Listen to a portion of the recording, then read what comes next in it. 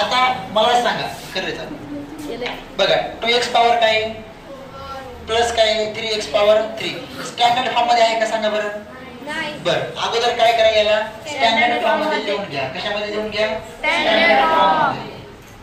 बरं मग मला सांगा बाळांनो जेव्हा तुम्ही याला लिहिता स्टँडर्ड फॉर्म मध्ये बरोबर आहे का हा होईल 2x power 4 plus 3x power 3 आता minus 2x square plus 4x इथं कॉन्स्टंट काय आहे का मग आपण ऍड करून टाकला आपल्या मनाला 0 वेगळं नाही का नाही. बरं 0 ऍड कधी करायचं जेव्हा आपल्याला ते सिंथेटिक डिव्हिजन न सॉल्व्ह करायचं.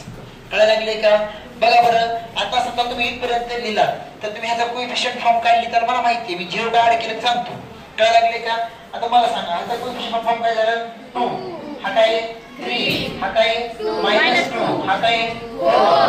बरं तुम्ही इथपर्यंत थांबला असतात बरोबर आहे की नाही. पण थोडंसं डोकं लावायचं की हा जर आपल्याकडे कोएफिशियंट फॉर्म असेल तर इंडेक्स फॉर्म काय होईल. हा जर आपल्याकडे कोएफिशियंट फॉर्म असेल तर इंडेक्स फॉर्म काय होईल. मॅक्सिमम पॉवर किती येईल 3 येईल की नाही. पण इथं आपल्याकडे किती आहे मॅक्सिमम पॉवर 4. त्याच्यामुळे आपण काय ऍड करायचं कॉन्स्टंट पण ऍड करायचं. कळायला लागले की नाही.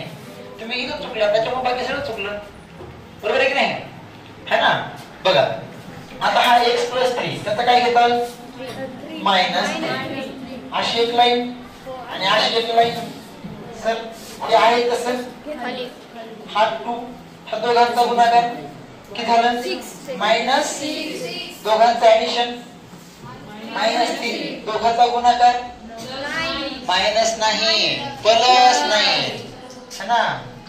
दोघांचं ऍडिशन पटकन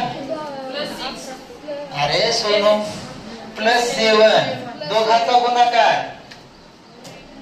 पटकन कसलं -21 दोघांचं ऍडिशन पटकन रवीचा अवघड आहे -17 व्हेरी गुड. आता मग मला सांगा पटकन सांगा -17 गुणिले 3 किती आलं मायनस का +51 दोघांचं ऍडिशन किती आलं 51. आता मला सांगा रिमाइंडर काय आलं 51 किती आलं 51. हे काय झालं कोएफिशियंट फॉर्म झालं कोणतं 2 -3 7 आणि -17. कळायला लागले इथपर्यंत नाही. मग मला सांगा किती नंबर आहेत सगळे 4 किती आहेत 4 मधून 1 मायनस करा किती होईल 3. मग इथं 2 लिहा व्हेरिएबल काय आपल्या ह्याच्यामध्ये x च्या पॉवर काय लिहितात इथं -3 x पॉवर 2 हा +7 x हा -17. हा झाला काय तुमचा क्वेश्चन काय झाला क्वेश्चन.